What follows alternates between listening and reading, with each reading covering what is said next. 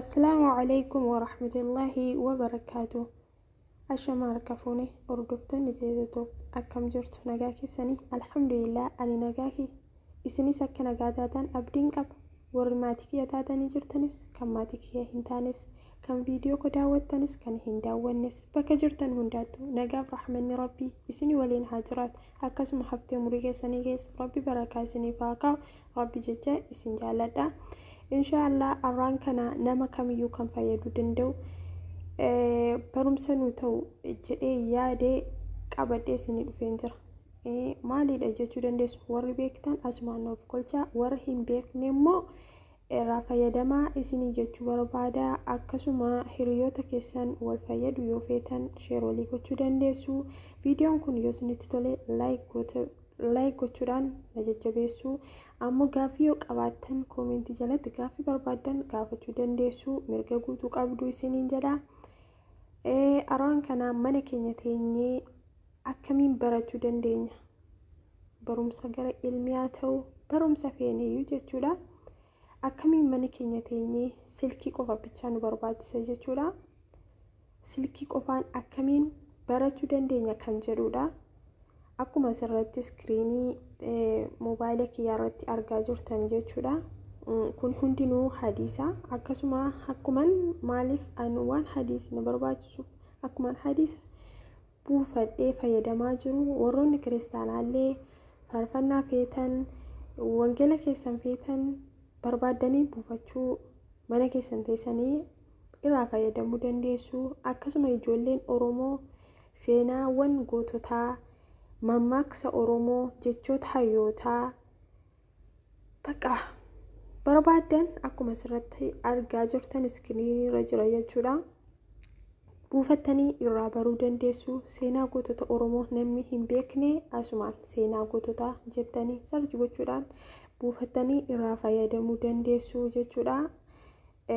kun hundinuu Play Store jiraati kan argachuu dandeenyu sarchi gochuudhaan jechuudha. an akkuma as jalatti argitan hadiisa irra caalaa Oromiffaa osoo hin taane Arabiffaarra fedha jechuudha. karaa salphaa Play Store jala seenaa keessumaa nashiidaa feene jechuudha.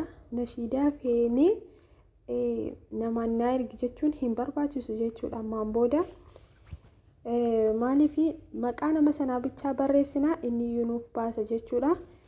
Ustaaz Raayyaa Abbaa Maccaa fakkeenyaadhaa fi Amaariffaan warri feetanis Oromiffaan warri feetanis Ustaaz Raayyaa Abbaa Maccaa jechuudhaan sarchi gootanii argachuu dandeessu jechuudha. asumaanii Oromiffaanis ni jira. ani banadhee waan jiruuf tokko hanga 20 kunooti as jalatti argana jechuudha. siluma waan buufadhee jiruuf ani hoppeen godhee maseenuudha. hoppeen jechuun banii seenii jechaa jira. kanaaf kuno as jalatti argamaa jechuudha. namaan na ergi jechuu hin barbaachisu. haaluma salphaan as jalaa buufannee itti fayyadamuu dandeenya jechuudha.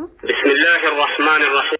Ya manti wal bari isa kami dugani isa kami darri unduma damba fadu sota jadi sabri nahmaduka Allahumma wa nasta'inuhu yawmina taguyan tayri farajiru nima rabbinu kodo kedatin baru Utenna gudda obindana garu lekama galbeda keso sabakaru akka hidmadine dati wal gargaru erra sabakaru jon khairina ragama natamanna alika akabi salama.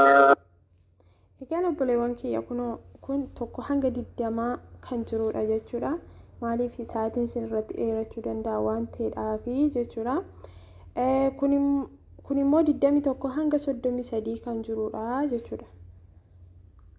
lamaan jira.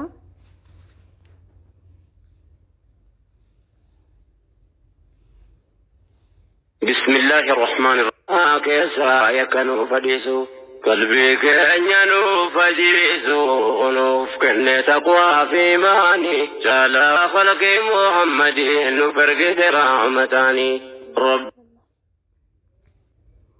egaan maaliif hunda sin dhaggeeffachiisuu hin danda'u. sa'aatii waan deemuuf jechuudha viidiyoon dheerannaan sirrii miti. Warra Amaariffaas akkasuma Amaariffaan illee ni jira jechuudha.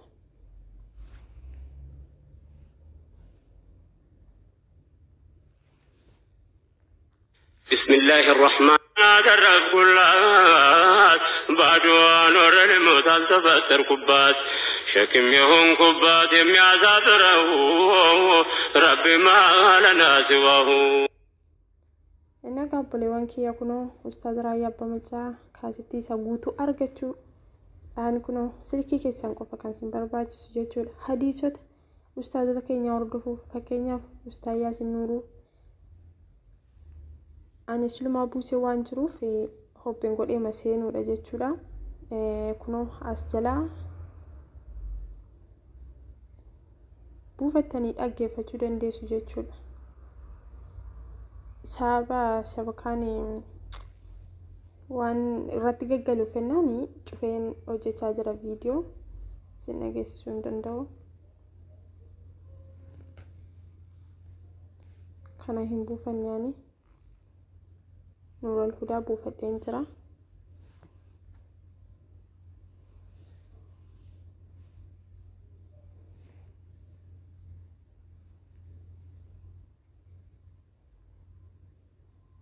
نور الهدى وان دبرساتوري حسم جلا دبفتو دندي سجتشو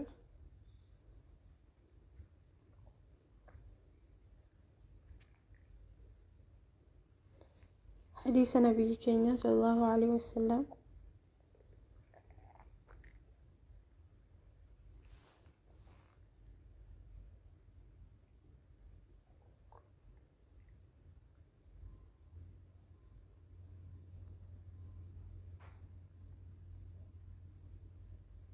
warri Arabiffa beektanillee warri Arabiffa hin beeknillee jechuudha afaan Oromoorraan hiikame haala salphaadhaan akkamiin akka baruu dandeenyu jechuudha. Alhamdulillah wallahi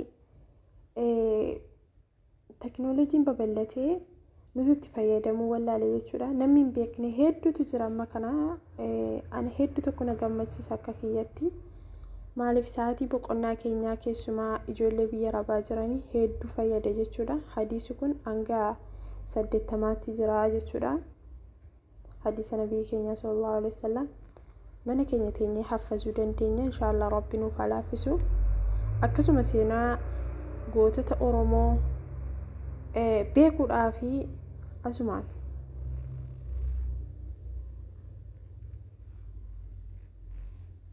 Wi-Fi kiyya waan dhadhabaa jiruuf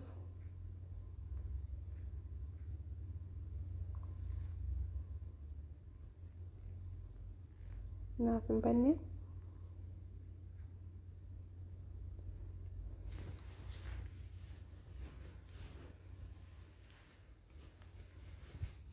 Akkasuma hedduu kan nu fayyadu jechuudha. Salaata ibaada rabbiiti afaan Oromoodhaan shartii isaa beeku. Salaata maaliif namni kamuu gaafatu hojii isa tokkoffaa salaata irraati kan gaafatamu jechuudha. Salaata zim jennee kunoo banuuf jedhee irratti gaggalaara dhiifama. Arkaana salaataa, akkaataa salaataa, dhaaba salaataa, wadu'aa hundumaa beekuudhaa fi deemuu nu barbaachisu. Wanti nu barbaachisu silkii qofa jechuudha. Kanaaf obboleewwan kiyyaa namarraa fayyadamu rabbi nu haa godhu. Maaliif afaan Oromoodhaan nu hiikamee jira jechuudha.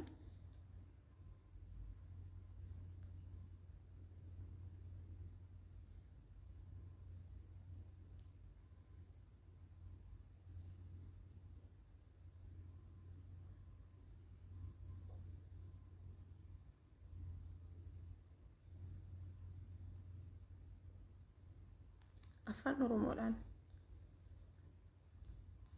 waan hundumaa kan baruu dandeenyu jechuudha obboleewwan. Akkasuma awdoo Qur'aanaa, aqiidaa, tafsiira Qur'aanaa afaan Oromoodhaan warra Qur'aana qaree xumureef tafsiiraa sumaan ammallee warra hin qareeniif namni tafsiira Qur'aanaa beekuu fi namni hin beekne wal caalaa. تفسير القرآن hunduma keenya Rabbi nu barsiisu. Yoo beektee waan quraanni sun yeroo qaraamu waan ergaan dabarsaa jiru beekna jechuudha.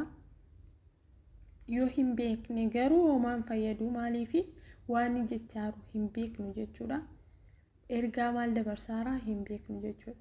Kanaaf tafsiira quraanaa beekuun illee hedduu nu fayyada. Rabbi nuuf laaffisu hunduma keenyaaf iyyuu asuma jala tafsiiraa fi quraana duukaa isa beekullee san beeknellee yoo ordofaa deemne hedduu takka gaariidha. Kanaaf Rabbi nuuf laaffisu isiniin jechuu barbaada. Awudoodhaan as jalaa buufachuu dandeessu.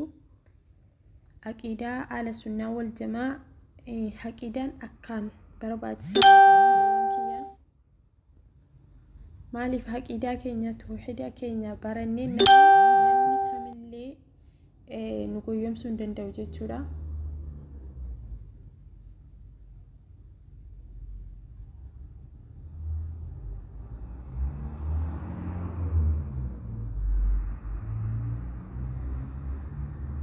Afaan Oromoon jira waan tokko wanti namatti ulfaatu hin jiru. Beeksisa seenee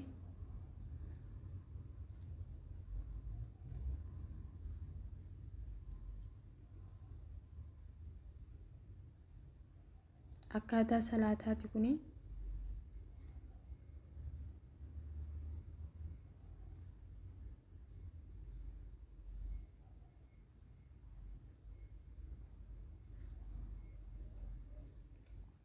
Hundinuu afaan Oromootiin jira jechuudha obboleewwan kiyya.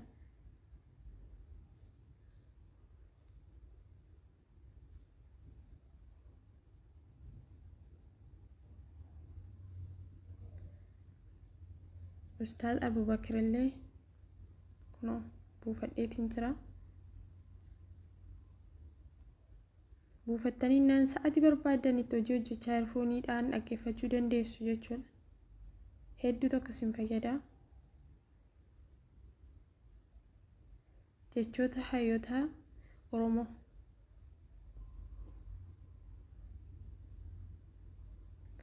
Akkuma beekamu hayyoonni Oromoo warra kanadha.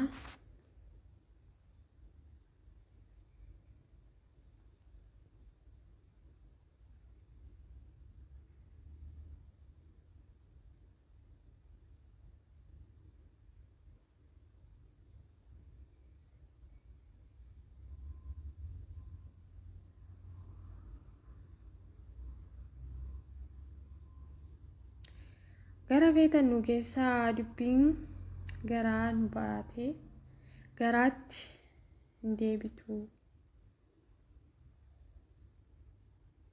Gara feetan nu keessaa dubbiin garaa nu baate garaatti deebitee jirti. Kana achi waan feetan nu godhuu ni dandeessu. Adamsaa Iddootu jedhe.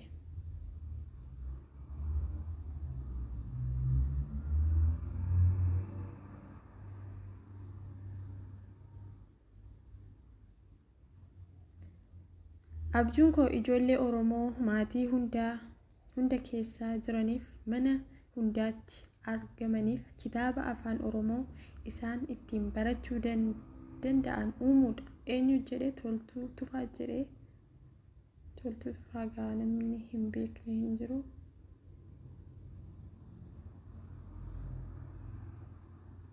Abbaan daadhii dhugeef ilmi afaan hin urgaa'u jecha Oromooti.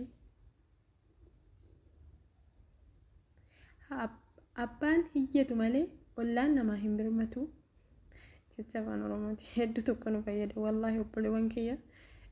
Keessumaa ijoolleen Oromoo kan akka buufattan isiniin jechuu barbaada.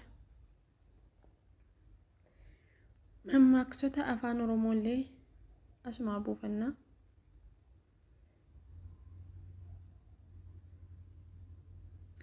Qarri qaraa hin muruu. Sangaan bara qotee himata.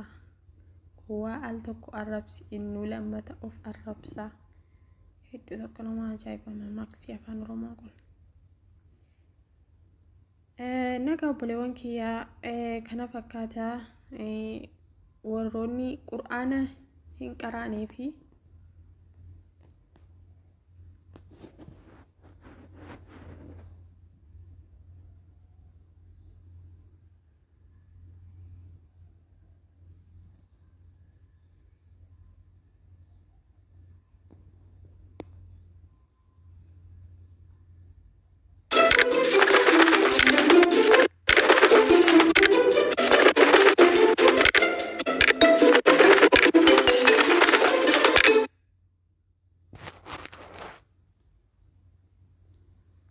beeksisa seenee na rakkisee kunoo bitachuun hin barbaachisu jechuudha.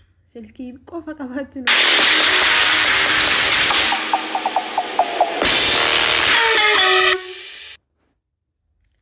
egaa nama rakkisa beeksisi kuni.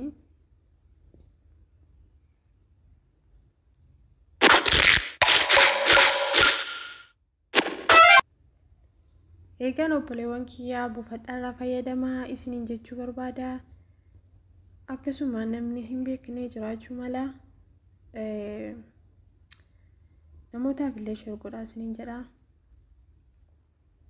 Akkasuma warroonni muuziqaa barbaadan yaani ani muuziqaatti isiniin waamu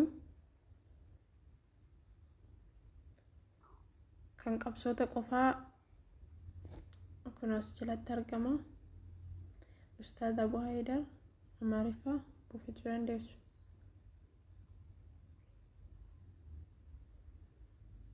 Asumaaf xaaraaf oduu afaan Oromoodhaan du'aa adda addaa mammaaksa afaan qalloo kan jedhu Hacaaluu Hundeessaa Gullallee kanallee buufachuu dandeessu isin jechuudha. Dr. Zakiriin illee buufadheen jira garuu ani nin qaba.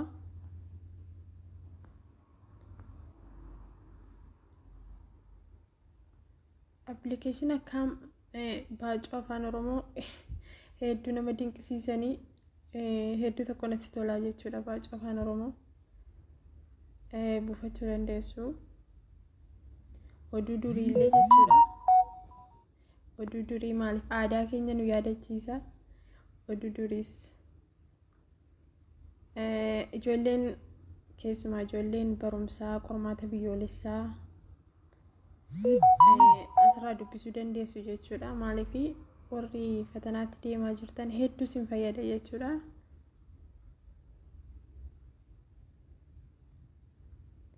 Egaa obboleewwan kiyyaa gaafa keessa seennu waan baay'ee qaba silkiini. Warra itti fayyadamee guyyaa kiraa itti milkaa'u Rabbiin waa taasisu. Keessumaa waa'ee barumsa gara diinii irratti baay'ee boodattaaf oolaa nuti.